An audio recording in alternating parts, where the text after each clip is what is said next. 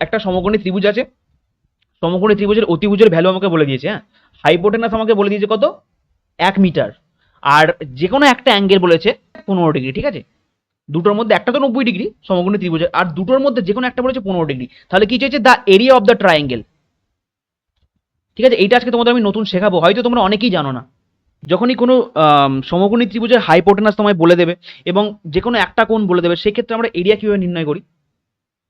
Area equal to কি হয়, H square, ভালো করে বুঝো, H square by 4 into sine 2 theta. এই ফর্মুলাটা তোমাদের মনে রাখতে হবে। ওকে, তাহলে জাস্ট এবার ভ্যালু পুট করে দেওয়ার কিছু কাজ নেই।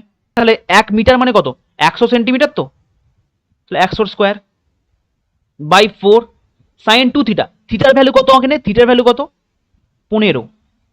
তাহলে সাইন 2 থিটা কত আসবে, 30 ডিগ্রি। ক্লিয়ার? জাস্ট এখানে এবার 100 স্কোয়ার মানে হচ্ছে 1 2 3 4, চারটে শূন্য বাই 4 ইন্টু সাইন 30 1/2। তাহলে এটা কাটাকুটি করলে কত আসবে, 8, 1 2 5 0। দেখো, বলো